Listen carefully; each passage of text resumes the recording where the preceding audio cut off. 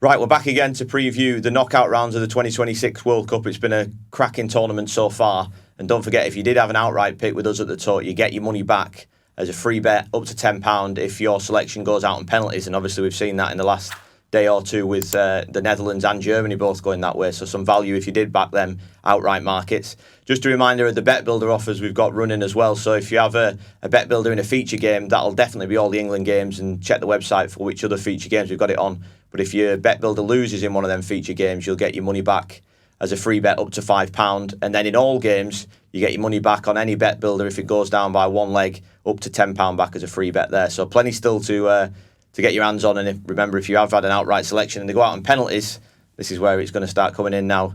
Tom, one of your selections from the outright market was Holland, and they've gone out, so at least you've got your money back with Tote anyway. Yeah, I think the writing was on the wall with me when I saw the draw there.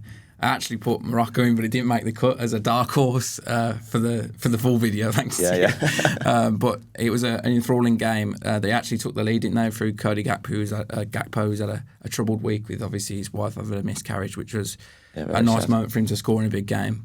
But Morocco really battled back to score almost with the last kick of the game with Issa Diop scoring. And then in extra time, it was all Morocco, and then they end up a really bizarre shootout for anybody that hasn't seen. Go back and watch that. I wish I did stay up to watch it live, but brilliant game, and obviously get my money back in the Netherlands to win and then losing on penalties.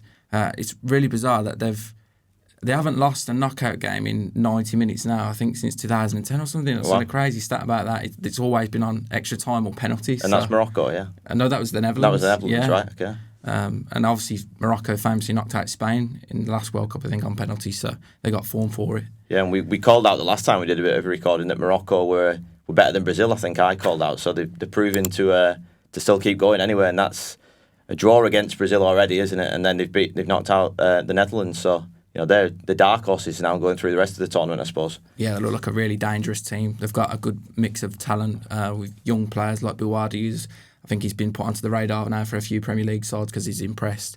And then Hakimi last night was absolutely brilliant. Yeah, I think he had a bit of a personality complex with playing against Denzel Dumfries, who's one of the best right backs in the world, also with Hakimi, and I think he stamped his authority. Who is the best right back in the world? Yeah, so they've two disappointments there with Holland and Germany both going out, but any other disappointments that you can see? Obviously, we fancied a European side to win it now, but we're two at the start of the tournament. We're two down now. So any other ones that have caught you surprised, either a big team that hasn't performed or a slight underdog who's going a bit better than you thought? I think Germany's an easy one to say after last night. Definitely, They've been a bit underwhelming since that first game, really. Even in the first half of that first game, they looked a bit stale going forward. The last couple of tournaments has been like that from, hasn't it? It's not the Germany we expect anyway. Yeah, absolutely. From our childhoods, maybe the golden years of Germany there. But a few surprises that picked out was England's contrasting performances. I think the first game against Croatia, my brother texted me and said, this is the most exciting England game I've watched for years. And I thought the same thing, really. Yeah. The way it was quite swashbuckling football. And yes, Croatia scored twice, but they produced two brilliant goals to score. And then the other two games have been sort of, the middle game was the 0-0 and it was bad. And then the other one was sort of in between the two. So I don't know how you thought about that. Well, the first one, you were off on the edge of your seat, weren't you? It was a bit like a basketball game. It was down one end and back up the other end. And I tipped up the bet builder in that, but I was expecting a more cagey first half. I wasn't expecting it to be 2-2, even though the draw came in for that.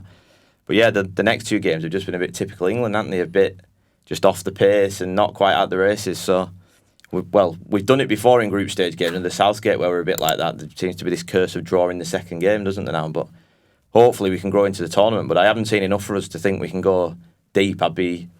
As having a bet on them, I'd be trying to stay a bit clear of England. I feel like there's a bit of a potential banana skin on the way here, unless Tuchel can work some magic and suddenly the knockout round spark us into a different vein of form. But I've not seen enough for him to be wanting to back them anymore, put it that way. Yeah, I wouldn't be as cautious as that, I don't think. I think England still look pretty solid. Obviously, they've had a few injuries now with the likes of Reece James going out, which isn't ideal, and Declan Rice, I think, is managing an injury too. But they've shown if Jude Bellingham drops into a deeper role in midfield, he can still be really effective. I think he's been the standout player for England so far. I'd agree with that, yeah. With, the people saying before, and I don't think it was the media, but people saying Rodgers or Bellingham, it wasn't really an argument, really, because Jude Bellingham's been there on the big stage and produced before, and he hasn't let England down so far. He's been absolutely outstanding. He's turning into a consistent performer for England, isn't he? Even if he has a quiet game, he suddenly crops up with a goal, so you can't really knock him as much as people try to. I think he could be a real force that we need to keep going really through the tournament, because Kane scored, but he hasn't been electric, has he, Kane? He's not really blown you away, whereas Bellingham seems to keep cropping up. Yeah, I think he embraces that sort of responsibility for England, doesn't he, Jude Bellingham? And he puts a lot of weight on his own shoulders with the interviews and the things he says. So he's lived up to the expectations so far, definitely. Yeah, definitely. And what we're going to try and do now, we'll go through some of the markets that are available on the Tote sportsbook in our outright markets that are still in play, and some of the matches coming up. But we're looking for value here, I suppose, Tom, aren't we? The traders have worked out who the decent teams are now. There's no great value on backing the big dogs, but we'll try and find you some in the next sort of 20 minutes or so. Yeah, and we've got a lot more evidence to go at now, rather than before the tournament we didn't see anything. Now we've had 3 group stage games and a couple of knockout ones as well to look at who are the trustworthy teams. Yeah, I think as well, one thing I've learned already is don't believe too much about the qualifying form, because suddenly that goes out the window. Somebody like Uruguay qualified quite well, and then they've been dismal, and the manager's shouting at the media and all sorts. It's completely gone wrong for them. So yeah, it's good that we've got some actual tournament form here now to be talking about. Absolutely. So a new favourite has emerged, I suppose. France and Spain were battling at it. Spain haven't been quite as good, but France are now 12-5 favourites with the Tote sportsbook. Tom, do you see them as strong candidates now? I think with, I'll make a point in a minute, but Holland and Germany going out makes their route to the semi-final at least a little bit easier. Yeah, absolutely. After the first game, I was blown away by the sort of tactical adjustments of the first half. Senegal played really well and served it up to France, really. And then the second half, he moved Elise into the middle.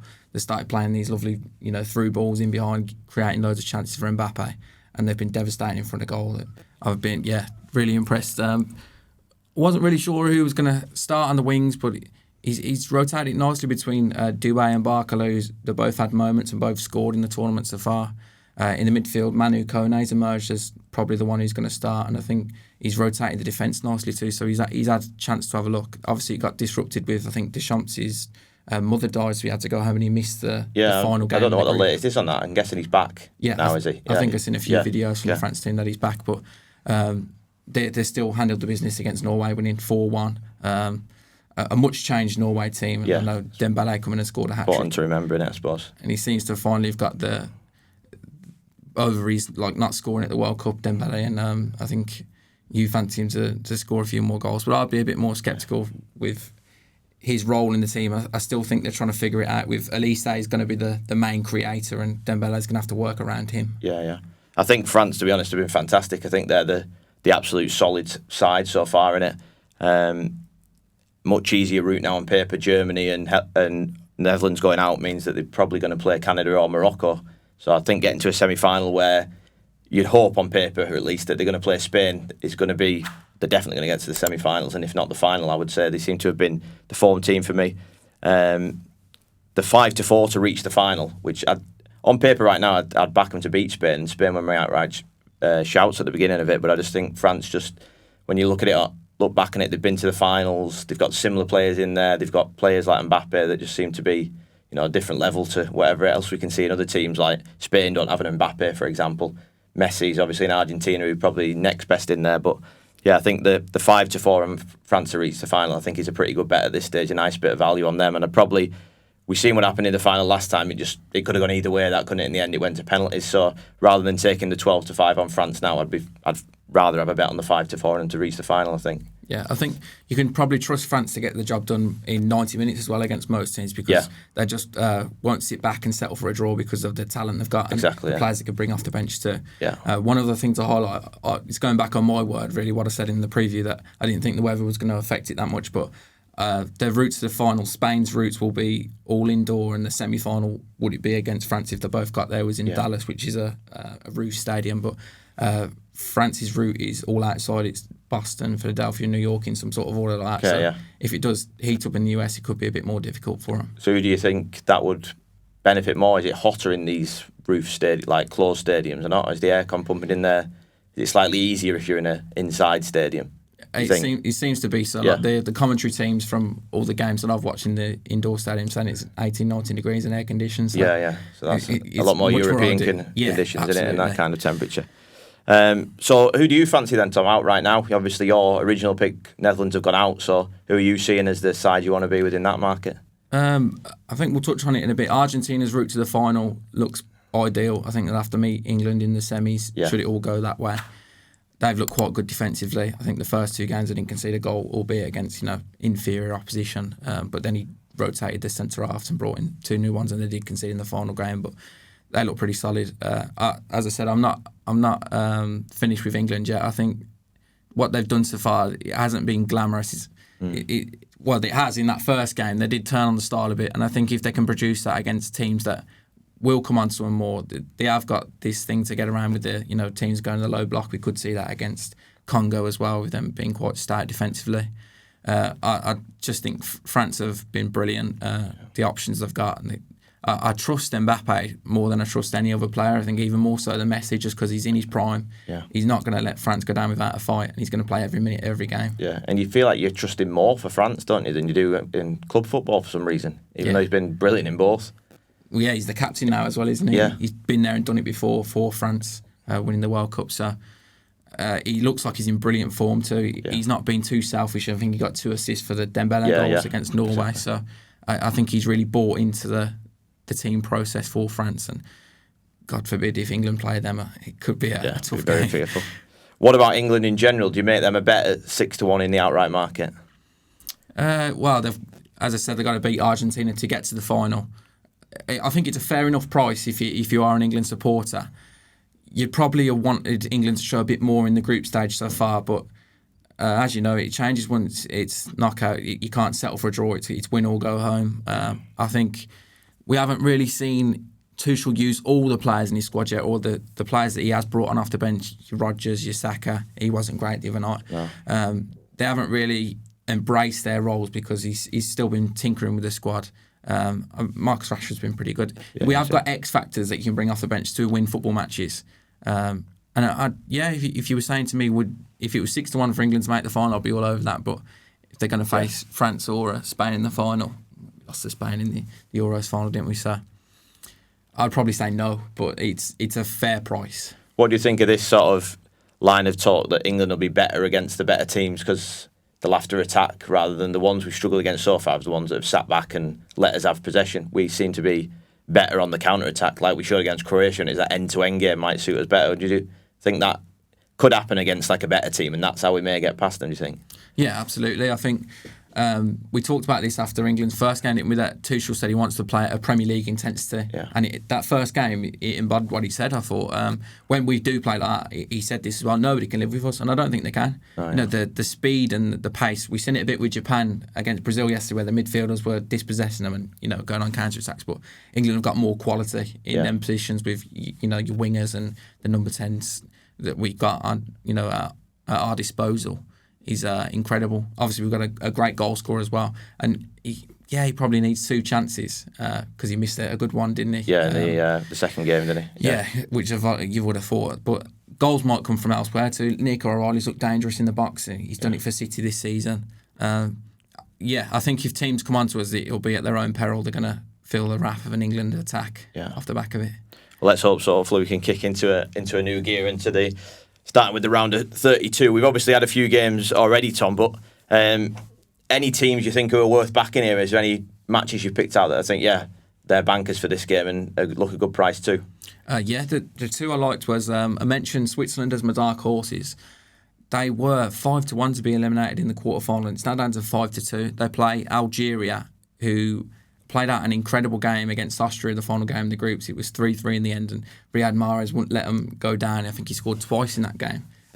Another, probably a former star now, but it's been a World Cup of stars and people carrying their team like that. Yeah, true. But Switzerland, I was a bit worried after the first game. They drew with Qatar 1-1. But after that, they won impressively, and then they beat Canada in the final match day to top the group. That was my nap at 4-5, so nice to get that in nice and early. It was brave going early, but they managed to get the job done. There have been a few stars that have emerged there. Manzambi, he scored 3 goals now, I think, for Switzerland. He started on the bench originally, but he looks like a matchup nightmare. He's a big, sort of athletic frame. He can find the back of the goal, play anywhere in the midfield. They look at a dangerous side now. Defensively, they haven't been as strong as I thought they would be against, not great opposition so far, but I think they ought to be beating Algeria. I'm not sure what price they were, but I went back and looked at the stage of elimination again, and then I seen there'd been a bit of a move for them to get to the quarterfinals. Yeah. Their route there looks pretty good.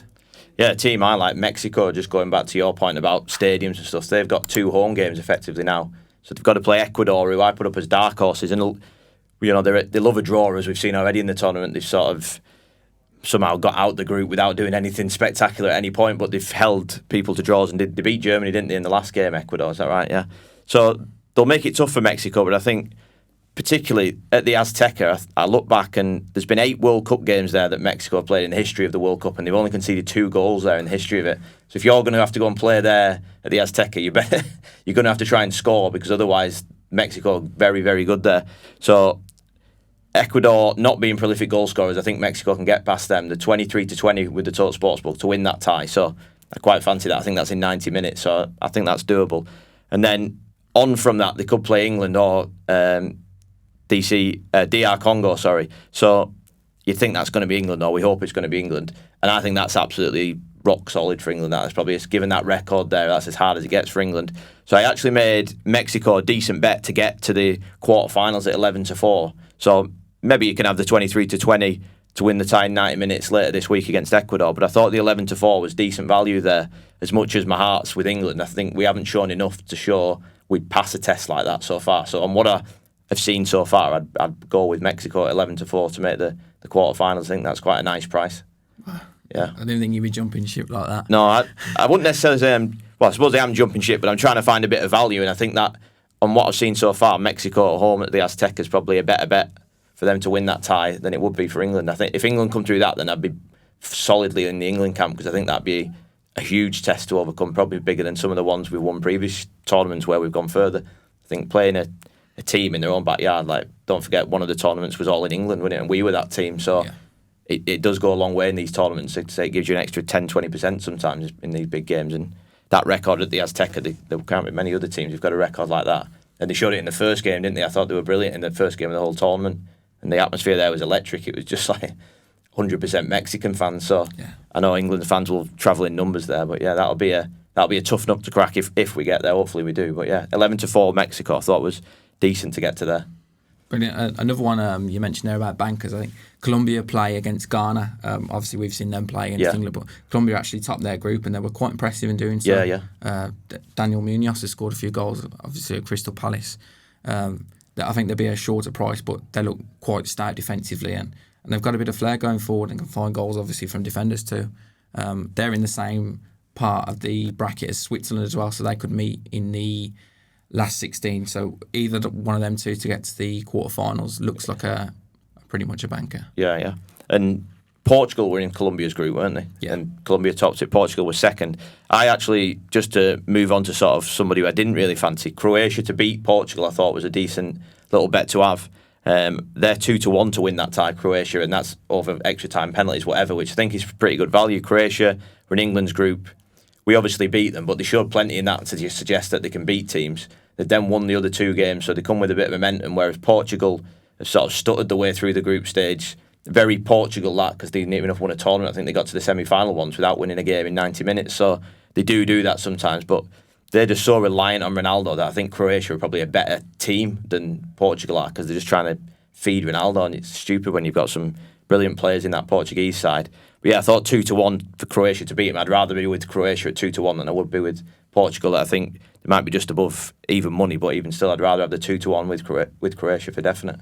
Oh, I flagged that up as one that could go a distance, sort of extra time and penalties. Yeah, definitely. If it was to go to penalties, I would fancy Croatia. I think there's no way Ronaldo's going to play 120 minutes and then take a penalty. Yeah, that's a good point.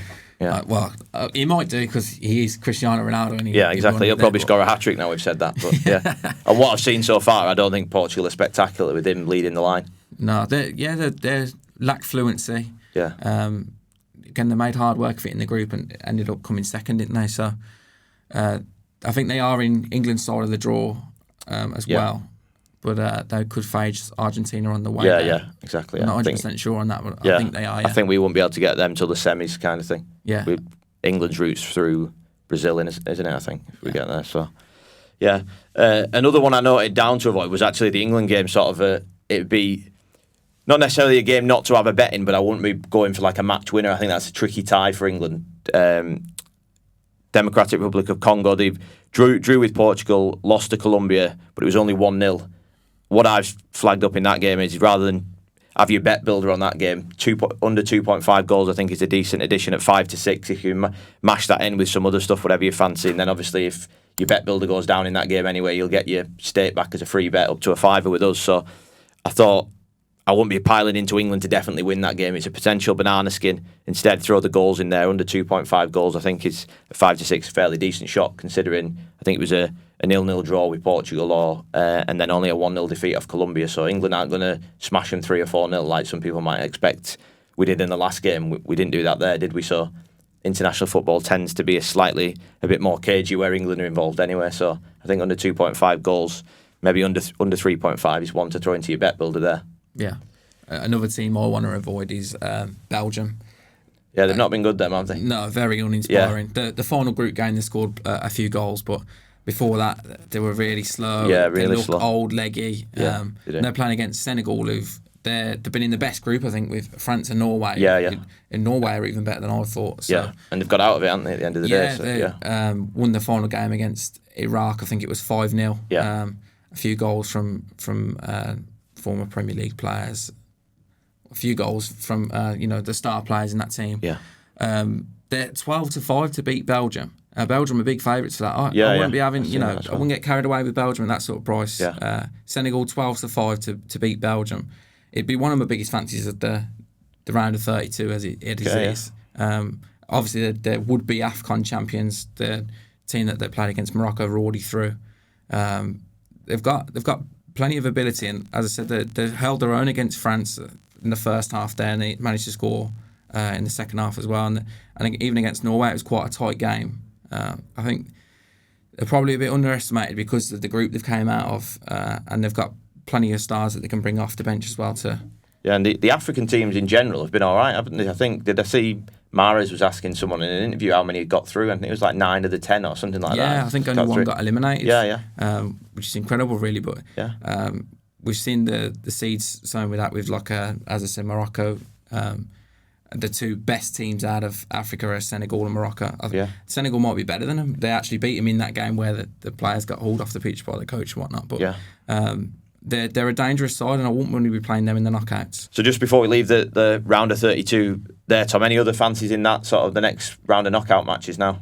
Yeah, I think Austria and Spain looks like a difficult game. Probably one to avoid from a betting perspective, but I'll give you some sort of insight into my thinking behind it. Austria, obviously, we're playing in Argentina's group. They lost that game 2-0, but they were in that game for a long time. They've got a good habit of staying in games.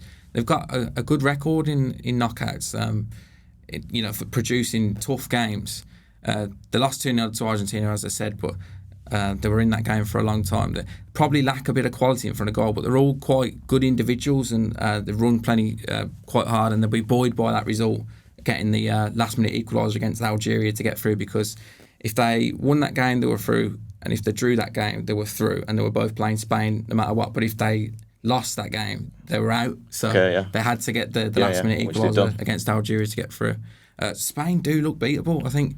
Without Yamal, they've not impressed me at all. Spain. No, it just don't seem like a team for some reason. Whereas the last tournament they did. Yeah, without Yamal, they look like they're missing a massive X factor. They look a bit.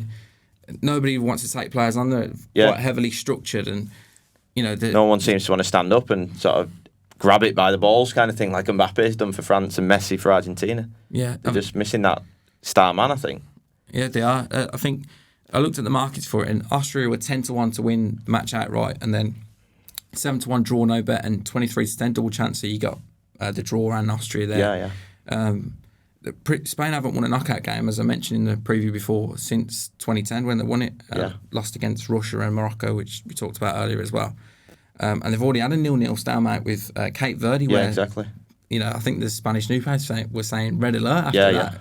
And it did look like that without Yamal. The last 15 minutes obviously changed because they were bringing two players to mark him every time, and that's what it's going to have to take, really. They haven't been very inspiring apart from when Yamal has been on the pitch. Yeah. So we'll move on to the sort of novelty markets that we've got, or the other markets that are available in our outright markets and stuff still on the World Cup. We'll start with top goal scorers. Messi as much as we were sort of slagging him off before the tournament, saying he might not feature as much as we thought he would, he's top goal scorer so far. 6 goals I think he's got. Mbappe's on 4, Dembele's on 4, Kane's on 4. So there's not been too many surprises here, I suppose. The big names are right at the top of the market, and if you think they're going to go all the way, they're still a decent bet. If you think they could go out earlier than expected, then I suppose there's value to be found elsewhere. Yeah, I'll have to hold my hands up. Was with the Dutch players for the top goal scoring market was completely wrong. Yeah, it has really been a World Cup for the superstars. Yeah, all definitely. The top players are produced. Yeah. And if you look down that list, you couldn't have hoped for any much better players. No, Even yeah, they're all Ronaldo's got in on the yeah, actors, exactly. Yeah. As you say, we're 3 places now because we're obviously during the tournament. Yeah. Messi's 10 to 11 favourite, so he's odds on. Yeah. He's got a 2-goal cushion, I suppose. He has, yeah. but Kylian Mbappe is 11 to 4. We know what he can do in the World Cup. Finally produced an incredible hat-trick to pull France back into the game against Messi's Argentina. Dembele, I think you likes 12 to 1. Yeah. Make your case for him. Yeah, well, I was sort of thinking as a percentage chance. He's already got 4 goals on the board. I'm thinking that France are going to get to the semis, if not the final. So percentage-wise, at 12 to 1, I thought he was a decent bet. You're basically getting just a fraction under 5 to 2 on him being in the top 3. So I'm more playing it that way than I am thinking he's an absolute banker. He might only need to get 1 or 2 more goals in the rest of the tournament to get in that top 3. You're not going to need 15 goals or something daft. So I'm sort of leaving Messi and Mbappe to go and fight between themselves for who wins it, and I'll just try and pick up the 3rd place was my thoughts in terms of grabbing some value here. But yeah, I think it's between Messi and Mbappe because I think them two's on different sides of the draw have got the best chances of going right to the end. Yeah, I'd be a bit sceptical of Ousmane Dembele because he scored a hat-trick there against Norway, probably the Norway B team that heavily rotated, didn't they? Haaland didn't play. And apart from that, he has struggled to score internationally. I don't think he's probably expendable in that France team as coming out, but also on the same side, I can't really argue with you too hard because I don't want to write off a Ballon d'Or winner. I mean, I've seen what you can do at club level. Yeah, at 12 to 1, I'd rather be with him than against him, I suppose, is the angle I'm coming at it for. But yeah, I think, you want to be against Messi though, do you? So are you coming down on Mbappe? Yeah, odds on. I mean, I said it before the tournament. I wanted to be away from him. I went for Julian Alvarez, but he hasn't really featured, which I thought was a bit of a surprise. Yeah. It's been Lautaro Martinez who's been probably doing the running and supporting Messi more. But the others that I come down on, that obviously Kane's still 16 to 1. Yeah. I still think England can go deep into this tournament. Yeah, and he's on 4. He's going to be on the penalties, as James kept mentioning before. Yeah. Penalties are a big factor in that. And Erling Haaland, he's surprised me slightly that I think I didn't realise how good Norway were, but he's taken his chances. He looks like he's pressing defenders well. He's taken all his chances, and he's 20 to 1. Yeah, Norway are probably going to have to win 2 knockout games for him to better Messi. He could easily score a brace. They're playing Ivory Coast actually tonight. Yeah. They look quite stout defensively, but I wouldn't write off Erling Haaland now.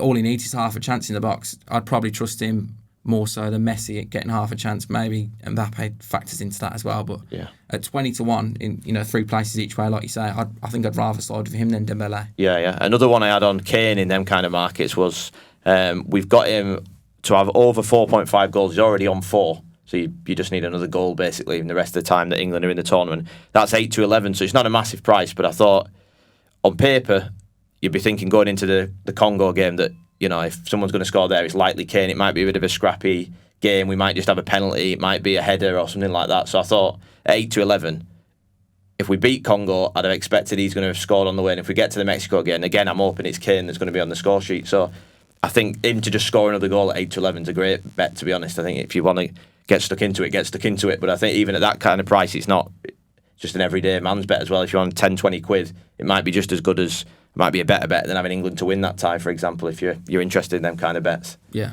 Another angle I looked at was, it slightly contradicts my argument that Austria can perhaps beat Spain, but Lamine Yamal was 6 to 1 to be the top goal scorer. He's scored 1 goal so far, but he's only played 19 minutes, 45 minutes and 76 minutes in the final game. That was obviously a 1-0 win against Uruguay. Yeah. He's also 2 to 1 to be Spain's top goal scorer, with Mikel Oyarzabal 4 to 9 on as the favourite. Yeah. And how many has he got? He's got 2, so he's only a goal ahead. Yeah. And we said that that's a good shout. Yeah, the Spain attack looks rubbish, to be honest, without Yamal. Yeah. He's the X factor. He's probably going to assist goals as well, but he can chip in and score them. I'd be interested in him in their markets. He's also over 2.5 goals, 10 to 11. So that's a good shout. Yeah. So if he's going to be the top goal scorer for Spain at 2 to 1, he's probably going to have to score 3 goals. He's definitely going to have to score 3 goals. Yeah, he's got to score 2 more anyway. More yeah. If we're saying they can progress to place France in the semi-final, he looks like a decent bet at 2 to 1 to be Spain's top goal scorer and 66 to 1 to be the Golden Boot winner. Yeah. Right, Tom, so I suppose we'll review. We had our outright picks in dark horses at the start of the tournament. Who's your dark horses now? We've seen a lot more, as we've said, so it's harder to find a dark horse now. But anybody at a slightly outside price who you think can go further in the tournament now? I mentioned Switzerland before and Colombia in that sort of draw. Not necessarily dark horses, but I think they could be quarter-finalists. For dark horses, I think you mean contenders in the final 4 who can take a big scalp. Yeah. Obviously, Morocco have definitely got the credentials to do that after beating the Netherlands. I was going to put them up as well. They're 22 to 1 now in the outright market, but the traders have them 4 to 11 to make the quarterfinals because they already know they're playing Canada now in the next round.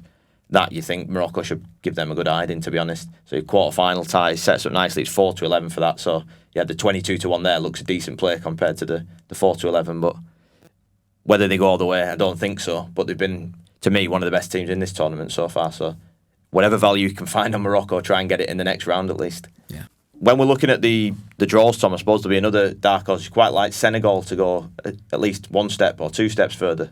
Yeah, I think there's plenty of value to be had there. And obviously 12 to 5 to beat Belgium. If they are to beat Belgium, they'll be playing USA or Bosnia.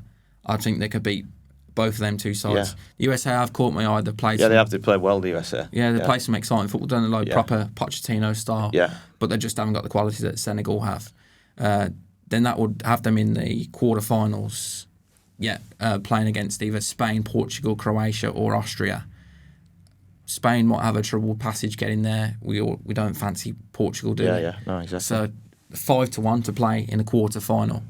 It's a great shout. Yeah, and they could go even further than that if they were to go to the semis. They could be playing Morocco. Yeah, 5 to 1 there for quarter final doesn't look beyond the realms of possibility. That does it? Yeah, if you give me 5 to 1 about Senegal to beat Belgium, to beat the USA and Bosnia, and then you're in a quarter final playing against Spain or Portugal or Croatia. Yeah, and then you might say fair enough if one of them beats them. But I think against the other two before that, it's fairly even Steven. There's not one that's better than the other, I wouldn't say. No, as you say, 5 to 1 for them to get to a quarter final there after passing Bosnia. Sorry, I'm just doing this again in case you need to clip it up. Yeah. So 5 to 1 for Senegal to beat Belgium, then USA and Bosnia. You're playing against Spain there, as you say. Even if they beat them, you made your money because they're already 5 to 1 shots in. Yeah. It's a great bet. It's a great shout. Then, so we'll review our best bets, I suppose, now for the rest of the tournament. Best outright pick for you now? I don't like tipping favourites, but France, they look brilliant. Yeah, I'm going to go with France as well. 12 to 5 with the Tote Sportsbook, but they just look solid, don't they, so far? Dark horse for me. Don't think they can win it. I'll go all the way to final, but the 22 to 1 Morocco. But I think 4 to 11 to get to the quarterfinals shows you that they were a dark horse at the start of the tournament. They're less so now than they were then. Anyone better than you for that?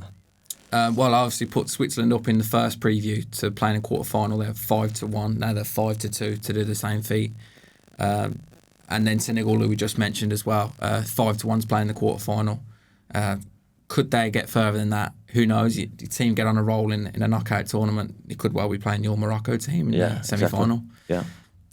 Best novelty bet or one from the other markets? The Yamal one was a good shout. Yeah, I'll go for 2. I'll go for one at a shorter price and one at a longer price. Yamal to be Spain's top goal scorer, 2 to 1. Even if he scores 2 goals in that game against Austria and they lose, you get the job done there. Yeah. Do you want me to tee that up again? Yeah. And then, Tom, your second one, the one at the bigger price you mentioned. Yeah, I'll go for the Erling Haaland to win the Golden Boot. I think he's got 4 goals already, as you mentioned. They're playing against the Ivory Coast. Hopefully he can fill his boots there. Maybe another 2 goals. He ties him with Messi, and then they'd set up a last 16 game against Brazil. I think they could cause Brazil a few problems there. They haven't faced a team as directors or a player as direct as him anyway so far. And hopefully he can nick a few goals there and put him in contention. Obviously 3 places, 20 to 1. It looks a good each way bet. Yeah, definitely have a look through all our different markets. Plenty of value to be found. I'll go for a bit of a bank. Harry Kane to score another goal, basically 8 to 11 for him to score over 4.5 goals, and he's already on 4. Bar disaster against Democratic Republic of Congo, then I'm hoping he gets at least another one. So fingers crossed for that.